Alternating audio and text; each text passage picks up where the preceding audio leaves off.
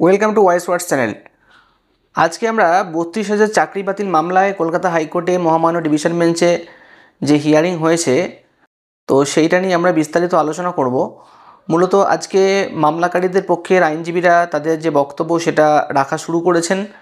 এতদিন পর্যন্ত যারা চাকরিজীবী অর্থাৎ শিক্ষক শিক্ষিকা রয়েছেন তাদের আইনজীবীরা বক্তব্য রাখছিলেন, কিন্তু আজকে থেকে যারা মামলাকারী অর্থাৎ প্রিয়াঙ্কা নস্করদের পক্ষ থেকে আইনজীবীরা বক্তব্য রাখা শুরু করেছেন। এবং আজকে অত্যন্ত গুরুত্বপূর্ণ বেশ কিছু পর্যবেক্ষণ কিন্তু আমরা দেখেছি আজকের যে শুনানি হয়েছে। তো সেটা নিয়ে আমরা বিস্তারিত আলোচনা করব। যারা চ্যানেলে নতুন আছেন চ্যানেলটা অবশ্যই সাবস্ক্রাইব করবেন, আর বন্ধুদের মধ্যে চ্যানেলটা ভালো লাগলে অবশ্যই শেয়ার করবেন। তো চলুন দেখে নিই আজকে যে ৩২,০০০ চাকরি বাতিল মামলায় আজকের বিচারপতিদের পর্যবেক্ষণ কী কী ছিল।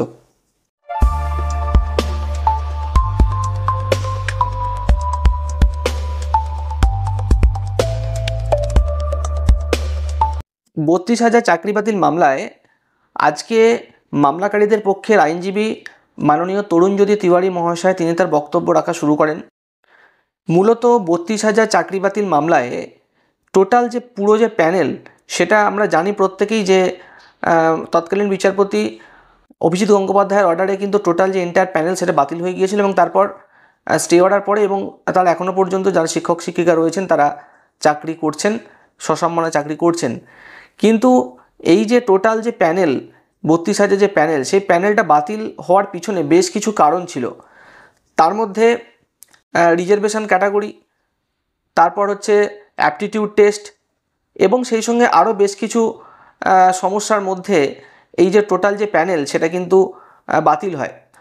এবং আমরা দেখে এসেছি যে বিগত দিনগুলোতে শিক্ষক শিক্ষিকাদের পক্ষ থেকে যারা আইনজীবী ছিলেন তারা তাদের বক্তব্য রেখেছিলেন, এবং আজকে থেকে মামলাকারীদের পক্ষের আইনজীবী তাদের বক্তব্য রাখা শুরু করলেন।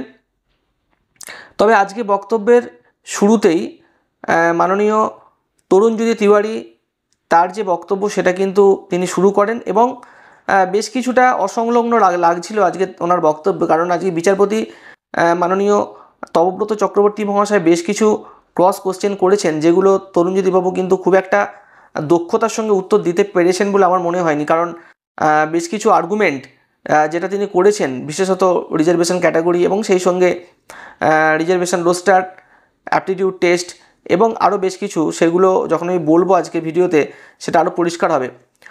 মূলত ট্রেন্ডের বিষয়ে যখন আজকে একটা প্রসঙ্গ উঠেছিল সেখানে কিন্তু তরুণজ্যোতিবাবু কিন্তু পরিষ্কারভাবে বলেন যে ট্রেন্ডদের কিন্তু এর আওতার বাইরে রাখা হয়েছে, কারণ তিনি সেটা আজকে ব্যাখ্যাও করেন। কারণ ট্রেন্ডরা অলরেডি 15 নম্বর করে পেয়েছিল ট্রেনিংয়ের জন্য, অর্থাৎ তারা যদি এখানে নাম্বার নাও পেয়ে থাকে অর্থাৎ অ্যাপটিটিউড টেস্ট বা ভাইভাতে, তবু তারা কিন্তু নিয়োগ পাবে। কারণ এবং পরিষ্কারভাবে বলা হয়েছিল যে ট্রেন্ড ক্যান্ডিডেট নিয়োগ হওয়ার পরে যদি কোনো ভ্যাকেন্সি থাকে সেখানে আনট্রেন্ড নিয়োগ হবে, সেটা কিন্তু বলা হয়েছিল এবং সেই অনুযায়ী কিন্তু রিক্রুটমেন্ট হয়েছিল। আজকে শুনানির প্রথমেই বেশ কিছু গুরুত্বপূর্ণ বিষয় নিয়ে আলোচনা হয়। তার মধ্যে একটি হচ্ছে রিজার্ভেশন ক্যাটাগরি। রিজার্ভেশন ক্যাটাগরিতে বেশ কিছু গুরুত্বপূর্ণ বিষয় আমি বলবো যেটা আজকের জায়গাতে উঠে এসেছে, সেটা হচ্ছে যে রিজার্ভেশন ক্যাটাগরি অর্থাৎ এসসি এসটি এবং ওবিসি, এই যে টোটাল যে বিষয়টা সেখানে নাকি এই রিজার্ভেশন রোস্টার মানা হয়নি। এবং সেখানে তরুণজ্যোতিবাবু বলছেন কি যে পরিমাণ ক্যান্ডিডেট নিয়োগ হয়েছিল এবং সেখানের রুলস যেটা ছিল যে কোনো এসসি এসটি বা ওবিসি কোনো ক্যান্ডিডেট তিনি যদি জেনারেল ক্যান্ডিডেটের থেকে তার ব্রেকআপ মার্কস বেশি হয় তাহলে তাকে কিন্তু জেনারেল ক্যাটাগরিতে কনভার্ট করা হবে। যদিও বোর্ড কিন্তু সেটা করেনি এবং সেই জন্য নাকি অনেকে চাকরি পায়নি, এটা কিন্তু আজকে তরুণজ্যোতিবাবু কিন্তু যুক্তি দেখিয়েছেন। এবং তিনি কিন্তু পরিষ্কারভাবে এখানে কিন্তু উল্লেখ করেছেন বেশ কিছু জায়গায়। আমি বিষয়টা আসছি এবং সেটা বললে জিনিসটা পরিষ্কার হবে আরও। তরুণজ্যোতিবাবু বলছেন যে তিনি একটি আরটিআই অ্যাপ্লিকেশন করেছিলেন এবং সেই আরটিআই অ্যাপ্লিকেশান যে করেছিলেন সেই অ্যাপ্লিকেশনের বেসিসে তিনি জানতে চেয়েছিলেন যে কাট অফ কত ছিল এবং কোন রিজার্ভেশনে কোন কাট অফ কত ছিল সেইটা জানতে চান। এবং সেখানে যেটা জানানো হচ্ছে যে শিলিগুড়ি ডিস্ট্রিক্টের একজন জেনারেল ক্যান্ডিডেট তিনি পেয়েছেন 12.779, ওবিসি এ তিনি পেয়েছেন 12.971, ওবিসি বি 16.416, এসসি ক্যান্ডিডেট 16.063 এবং এসটি ক্যান্ডিডেট 13.091। এখানে ওনার বক্তব্য হচ্ছে একজন জেনারেল ক্যান্ডিডেট যার লোয়েস্ট কাট অফ হচ্ছে 12.779 এবং একজন এসসি ক্যান্ডিডেটের কাট অফ হচ্ছে 16.063, তাহলে জেনারেলের থেকে এসসি এবং এসটির কাট অফ বেশি, সেখানে কিন্তু সেই এসসি বা এসটি ক্যান্ডিডেটকে কিন্তু জেনারেল ক্যাটাগরিতে কিন্তু কনভার্ট করা হয়নি, এটা কিন্তু তিনি কিন্তু বলেছেন আজকে। এবং রিজার্ভেশন ক্যাটাগরির যে ফলো করা হয়নি এরকম একাধিক তিনি প্রমাণ দেন, যে বিভিন্ন যে এসসি এসটি ওবিসি ক্যাটাগরিতে কারা কত নম্বর পেয়েছে সেটা অনুযায়ী তিনি তুলে ধরেন এবং সেটা ব্যাখ্যা করেন। এবং প্যানেল পাবলিশ নিয়ে তিনি একটা অত্যন্ত গুরুত্বপূর্ণ মন্তব্য করেন, সেটা হচ্ছে যে ডিপিএসসি যে প্যানেল প্রকাশ করেছিল সেখানে বোর্ড কিন্তু কোনো প্যানেল পাবলিশ করেনি, ডিপিএসসি করেছিল, যেটা কিন্তু রুলসের মধ্যে পড়ে না, কারণ বোর্ডের উচিত ছিল প্যানেল পাবলিশ করা, কিন্তু ডিপিএসসি যে প্যানেল পাবলিশ করেছিল সেটা কিন্তু বোর্ড কিন্তু কোনো প্যানেল কিন্তু কোনো পাবলিশ কিন্তু করেনি, সেটা কিন্তু আজকে তিনি বলেছেন। এবং সবথেকে গুরুত্বপূর্ণ হচ্ছে এই যে প্যানেল পাবলিশড এবং সেই সঙ্গে টোটাল যে প্রসিডিওর সেটা একজন third party S Basu Rayan কোম্পানিকে দিয়ে করানো হয়েছিল, এবং যারা 2012 সালেও করেছিল এবং 2014 সালেও তারা করেছিল, এবং যেটা কিন্তু সম্পূর্ণ আইন বিরুদ্ধ। একটা স্টেট গভর্নমেন্টের একটা পরীক্ষা, সেখানে একজন থার্ড পার্টিকে দিয়ে এইভাবে করানো যায় না, তিনি এই বিষয়টি কিন্তু তুলে ধরেন। আচ্ছা, এরপর একটা অত্যন্ত গুরুত্বপূর্ণ জায়গা কিন্তু আজকে তিনি বলেন, যেটা কিন্তু বিচারপতিও একটু মানে দেখে বুঝলাম যে তিনিও এই বিষয়টা নিয়ে একটু চিন্তিত। সেটা হচ্ছে যে তিনি বলেন যে তরুণজ্যোতিবাবু বলেন যে 3 জন ক্যান্ডিডেট এরকম আছে, মানে তিনি জাস্ট এক্সাম্পল একটা দেন যে পলিটিক্যাল কোনো পার্টির দ্বারা চিঠির দ্বারা এই 3 জন ক্যান্ডিডেটকে নেওয়া হয়েছে, এবং তাদের যে একাডেমিক তাদের খুবই লো একাডেমিক ছিল, এবং তাদেরকে ইন্টারভিউ এবং ভাইভা পোস্ট যে অ্যাপটিটিউড টেস্ট ছিল সেখানে তাদেরকে প্রায় 9-10 এরম করে দিয়ে তাদেরকে চাকরিতে নিয়োগ দেওয়া হয়েছে। এবং এখানে কিন্তু বিচারপতি এই যে পুরো বিষয়টা সেটা কিন্তু পুঙ্খানুপুঙ্খভাবে লিপিবদ্ধ করেছেন এবং তিনি বিষয়টা বুঝেছেন। এখন দেখার বিষয় যে এই যে পলিটিক্যাল পার্টির যে লেটার, সেই পলিটিক্যাল পার্টির দ্বারা ইনফ্লুয়েসড হয়ে এই 3 জন ক্যান্ডিডেট কীভাবে চাকরি পেলেন সেটা তদন্ত সাপেক্ষ, হয়তো পরবর্তী সময় আমরা এর আরও তথ্য প্রমাণ পাবো যে কিভাবে এই নিয়োগটা হয়েছিল বা কাদের দ্বারা এই নিয়োগটা হয়েছে সেটা আমরা পরবর্তী সময় জানতে পারবো।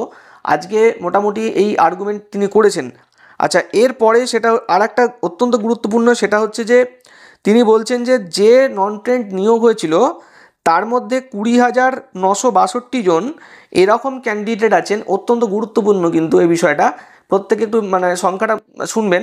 20,962 জন এরকম ক্যান্ডিডেট আছে যাদের নাকি অ্যাপটিটিউড টেস্ট এবং ভাইভা ভোসির নাম্বার 1, অর্থাৎ কেউ যদি ভাইভা ভোসিতে 4.66 পেয়ে থাকে তাকে কিন্তু অ্যাপটিটিউড টেস্টে 4.66 দেওয়া হয়েছে। এখানে তিনি তখন বিচারপতি বলেন যে আপনি এখানে আর্গুমেন্ট কি করতে চাইছেন, একজন ক্যান্ডিডেট যে ভাইভা ভোসিতে 4.66 বা 3.54 পেয়েছে তাকে অ্যাপটিটিউড টেস্টে সেম নাম্বার দেওয়া হয়েছে, এখানে আপনি কি প্রমাণ করতে চাইছেন? তখন তরুণজ্যোতিবাবু বলেন যে অ্যাপটিটিউড টেস্টটাই হয়নি, সম্পূর্ণই যেটা দেওয়া হয়েছে দুটো নাম্বারকে একই দিয়ে দেওয়া হয়েছে, অ্যাপটিটিউড টেস্টের নাম্বার হিসেবে কোনো অ্যাপটিটিউড টেস্ট হয়নি, এটা কিন্তু তরুণজ্যোতিবাবু বলেছেন। কিন্তু আমার মনে হয় যে অ্যাপটিটিউড টেস্ট হয়নি, এই যে দুটো নাম্বার সেম, এটা কোনো তথ্য প্রমাণ এটা খুব একটা বিশেষ কিছু খাটবে বলে আমার মনে হয় না। আচ্ছা, এরপরে আর একটা অত্যন্ত গুরুত্বপূর্ণ জায়গা, সেটা হচ্ছে যে রুল 86-এ একটি তিনি দেখান যে অ্যাডিশনাল প্যানেলের 5% যে রিক্রুটমেন্ট, সেই বিষয়টা নিয়েও কিন্তু আজকে আলোচনা হয়েছে।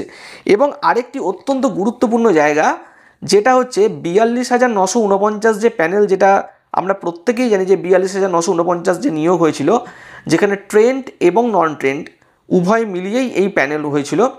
এবং সেখানে আজকে তরুণজ্যোতিবাবু বলছেন যে রিক্রুটমেন্ট হয়েছিল 42,628 জন, এবং তার মধ্যে ট্রেন্ড ছিলেন 12,443 জন।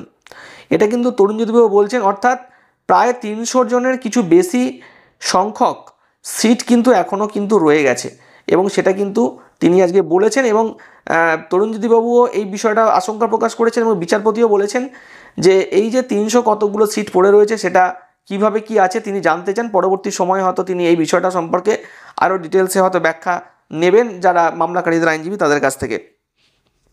এখন প্যারা টিচারদের একটি প্রসঙ্গ যখন ওঠে, সেই জায়গাতে তিনি বলছেন যে যারা নাকি প্যারা টিচার, সেখানে যে এক্সপিরিয়েন্সের নাম্বার দেওয়া হয় যে 2, 3, 4, 5 বা 5 নম্বর পর্যন্ত, ম্যাক্সিমাম 5 নম্বর পর্যন্ত, সেখানে একজন প্যারা টিচার যিনি সর্বোচ্চ 10 বছর চাকরি করছেন তাকে ফুল মার্কস 5 দেওয়া হচ্ছে, সেখানে সেই নাম্বারটা কীভাবে ফ্র্যাকশানে হয়, সেটা জানতে চান এবং বিচারপতিও এই বিষয়টা নিয়ে ডিটেলস মন্তব্য করেছেন।